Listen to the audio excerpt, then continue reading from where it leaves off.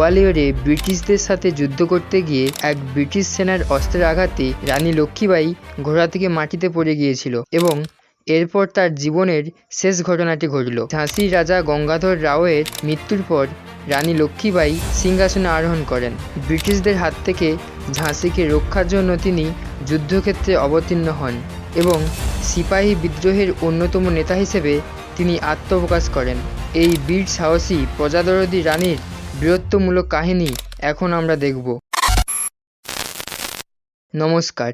রানী লক্ষ্মীবাঈয়ের প্রথম জীবনে নাম ছিল মণিকর্ণিকা। তিনি বারাণসীতে জন্মগ্রহণ করেন। ছোটবেলা থেকেই তিনি ঘোড়ায় চড়া এবং তলোয়ার চালানো শিখেছিলেন। ঝাঁসির রাজা গঙ্গাধর রাওয়ের সাথে তার বিয়ে হয় এবং বিয়ের পরবর্তী সময়েই তার নাম হয় লক্ষ্মীবাঈ। তাঁদের সন্তান মারা যাওয়ার কিছুদিন পর ঝাঁসির রাজা গঙ্গাধর রাও 1853 সালে 20 নভেম্বর 5 বছরের শিশু দামোদর রাওকে দত্তক নেওয়ার অনুষ্ঠানের আয়োজন করেন। পরের দিন রাজা গঙ্গাধর রাও মারা যান। এরপর ব্রিটিশ সরকারের প্রতিনিধি মেজর এলিস জানিয়ে দেন যে ব্রিটিশ সরকার দত্তকপুত্র দামোদর রাওকে ঝাঁসির ভবিষ্যৎ হিসেবে অস্বীকার করেছেন, কারণ এ সময়ে Lord Dalhousie doctrine of lapse চালু করেন, যে নিয়ম অনুযায়ী কোনো রাজা সন্তানহীন অবস্থায় মারা গেলে তার দত্তক নেওয়া কোনো উত্তরাধিকারীকে রাজত্ব দিয়ে যেতে পারবে না। ফলে ব্রিটিশ সরকার ঝাঁসির রাজ্য অধিগ্রহণের সিদ্ধান্ত নেয়। একথা শুনে রানী লক্ষ্মীবাঈ স্পষ্ট ভাষায় জানিয়ে দেন যে আমার ঝাঁসি আমি দেব না। সেদিন সন্ধ্যার মধ্যেই ঝাঁসির দুর্গে দলে দলে মানুষ জড়ো হতে থাকে। ব্রিটিশদের ঝাঁসি দখলের খবর আগুনের মতো ছড়িয়ে পড়েছিল।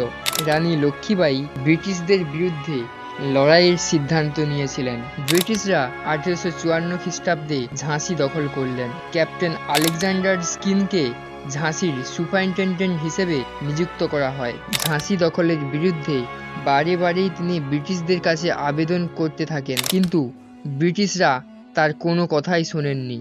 মিরাটে ব্রিটিশদের বিরুদ্ধে সিপাহী বিদ্রোহ শুরু হলে তা পরে ঝাঁসিতে ছড়িয়ে পড়ে। এ সময় থেকে রানী সৈন্যদের মতো পোশাক পরতে শুরু করেন। বিষ্ণুভট্ট গডসের ভাষায় 2টি রৌপ্য পিস্তল এবং রত্নখচিত একটি তলোয়ার তার কোমরবন্ধ থেকে ঝুলত। এ সময় রানী চুলে একটি বড় খোঁপা করতেন এবং তাকে অনেকটা দেবীর মতো দেখতে লাগত। ঝাঁসির রানীর বিদ্রোহ দমন করতে ইংল্যান্ড থেকে সৈন্য আনা হয়।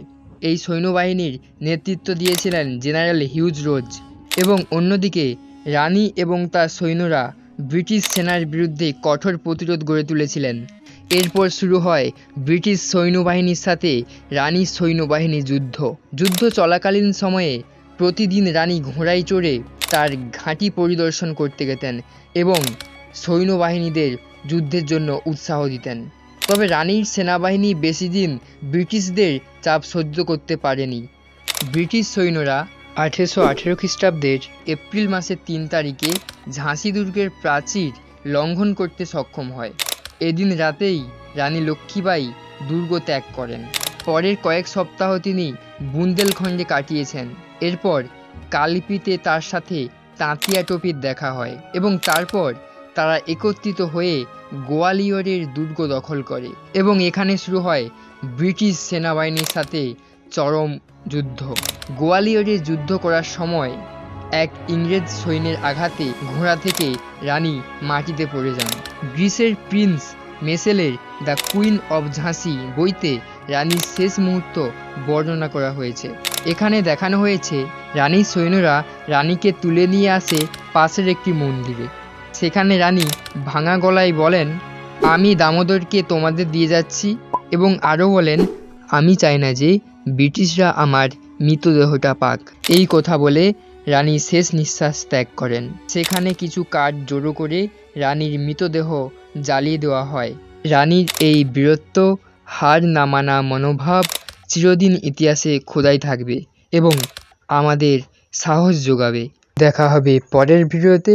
জয় হিন্দ, জয় ভারত।